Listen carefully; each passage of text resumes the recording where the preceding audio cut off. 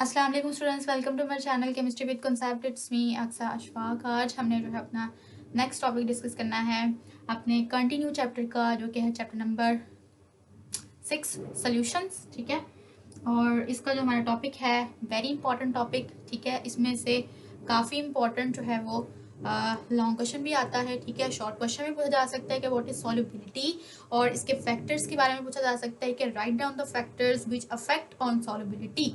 ठीक है, तो इसको आपने बहुत जो है वो ध्यान से सुनना है। ठीक है, क्योंकि इसका कॉन्सेप्ट क्लियर होना आपके लिए बहुत ज़रूरी है।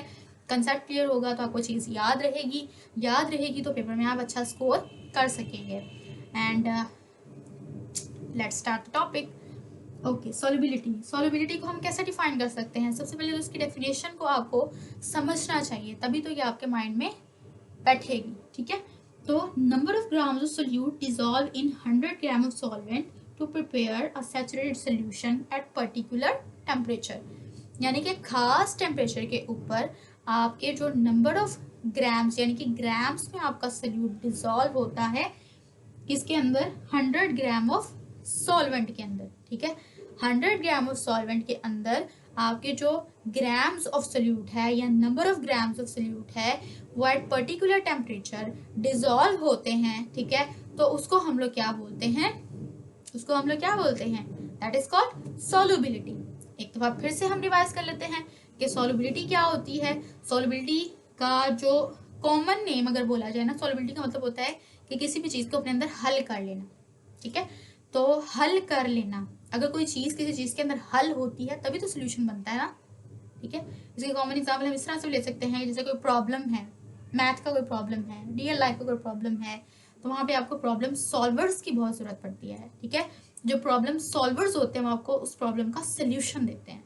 ठीक है, ऐसा होता है ना। ये तो हो गए कॉमन एग्जाम्पल, लेकिन हम केमिस्ट्री में जो सोल्यूशन की एग्जाम्पल है वो कैसे देखेंगे? वो इस तरह से देखेंगे कि आपके पास फॉर एग्जाम्पल वाटर का एक ग्लास है। ठीक है, उसके अंदर आपने सॉल्ट को डाला है या चीनी को डाला है, उसको आपने मिक्स कर दिया। ठीक है, तो आपके पास क्या बन गया है? सोल्यूशन। ठीक है, वो क्या बन गया है? सोल्यूशन बन गया। फॉर एग्जाम्पल आपने जो ग्लास ऑफ वाटर लिया है उसके अंदर आपने ग्राम यानी कि 2 ग्राम्स ले रहे हो, क्योंकि नंबर ऑफ ग्राम्स बताया ना। ठीक है, वो कोई भी ग्राम हो सकता है, 1 ग्राम, 2 ग्राम, 3 ग्राम, 4 ग्राम, एंड नंबर ऑफ ग्राम्स कोई भी हो सकता है। ठीक है, वो आपने 2 ग्राम्स जो है वो सॉल्ट डाला है 100 ग्राम वाटर के अंदर, लेकिन यहाँ पे जो सॉल्वेंट है ना, जो वाटर है, उसकी क्वांटिटी स्पेसिफाइड है। 100 ग्राम ऑफ सॉल्वेंट के अंदर आपने 2 ग्राम, 3 ग्राम, जितना भी आप लोग चाहते हो उतना आपने सॉल्वेंट सोल्यूट जो है वो डाला। वो चाहे शुगर है, चाहे आपके पास जो है वो सॉल्ट है, तो आपके पास जो, और गिवन टेम्परेचर के ऊपर। ठीक है, गिवन टेम्परेचर फॉर एग्जांपल वो आपको 20 डिग्री बोल देता है, 25 डिग्री बोल देता है। ठीक है, इतने टेम्परेचर के ऊपर आप लोग इसको सोल्यूशन को तैयार करो, तो उस गिवन टेम्परेचर के ऊपर जो आप सोल्यूशन तैयार कर रहे हो, ठीक है, और वो सोल्यूशन तैयार हो जाता है, तो उसको हम लोग क्या बोलते हैं? इस प्रोसेस को सॉल्युबिलिटी। ठीक है, उसके बाद है concentration of solution means solubility of solute to given solvent। Solution की जो कंसंट्रेशन होती है ना, कंसंट्रेशन का मतलब मैंने पहले भी बताया है कि जो सोल्यूट की क्वांटिटी है ना उसके ऊपर डिपेंड करती है। सोल्यूट की क्वांटिटी इन अ सॉल्वेंट, उसके ऊपर डिपेंड करती है कंसंट्रेशन ऑफ द सोल्यूशन। तो कंसंट्रेशन ऑफ सोल्यूशन का मतलब क्या है? सॉल्युबिलिटी किसकी? Solubility of solute. ठीक है, इन गिवन सॉल्वेंट, कि आपका जो गिवन, आपके पास जो सोल्यूट है वो गिवन सॉल्वेंट आपको वो कोई भी अमाउंट में है, उसके अंदर सोल्यूट जो है वो डिजॉल्व हो रहा है, वो डिजॉल्व होकर आपको सोल्यूशन दे रहा है, दैट इज कॉल्ड कंसंट्रेशन। ठीक है, उसके बाद है, अब आई होप आपको सॉल्युबिलिटी जो है वो क्लियर हो गया। ठीक है, उसके बाद है फैक्टर्स अफेक्टिंग सॉल्युबिलिटी। अब वो कौन से फैक्टर हैं जो कि सॉल्युबिलिटी पे इफेक्ट करते हैं? ऐसे कौन से फैक्टर्स हैं जिनकी वजह से सॉल्युबिलिटी जो है सोल्यूट की सॉल्वेंट के अंदर वो इफेक्ट होती है, या वो हो नहीं पाती? ठीक है, या अगर होती है तो बहुत कम होती है। ठीक है, तो वो क्या रीजन है?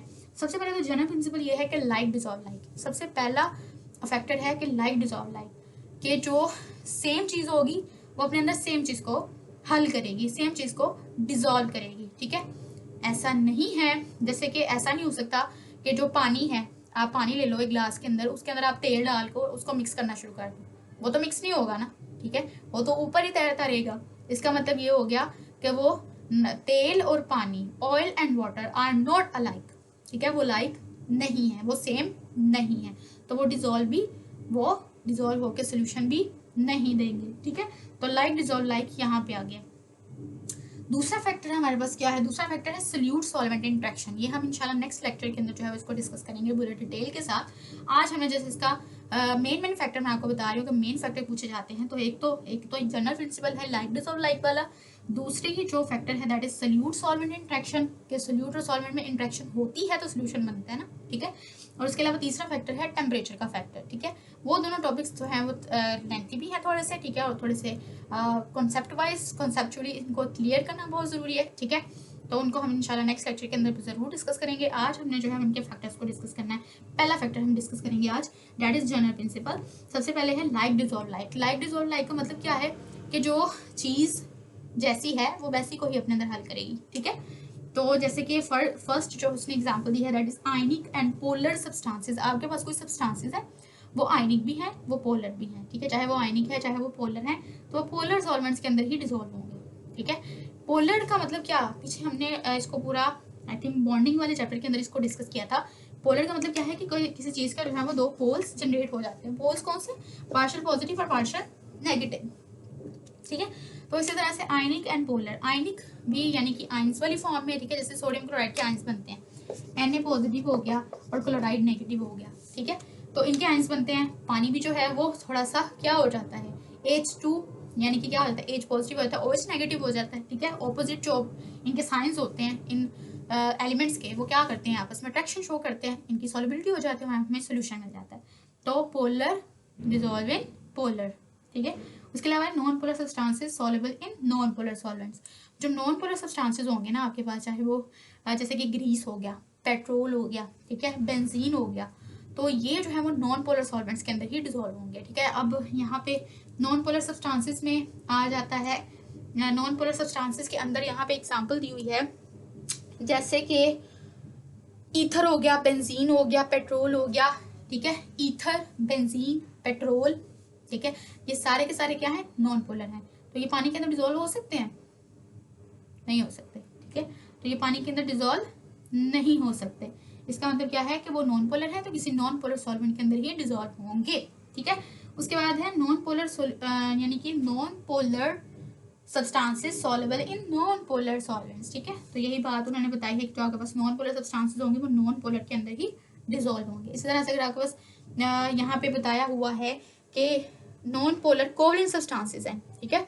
जो नॉन पोलर कोवलेंट सब्सटेंसेस होते हैं, ये थोड़ा सा नॉन पोलर की नेक्स्ट टाइप आ गई, non polar covalent substances. Covalent substances मतलब कि उनमें जो कोवलेंट बॉन्डिंग पाई जाती होगी, ठीक है, ऐसे नॉन पोलर सब्सटेंसेस होंगे वो, तो वो जो है वो भी नॉन पोलर सॉल्वेंट के अंदर ही डिसॉल्व होंगे, वो भी किसी पोलर सॉल्वेंट के अंदर डिसॉल्व नहीं होंगे।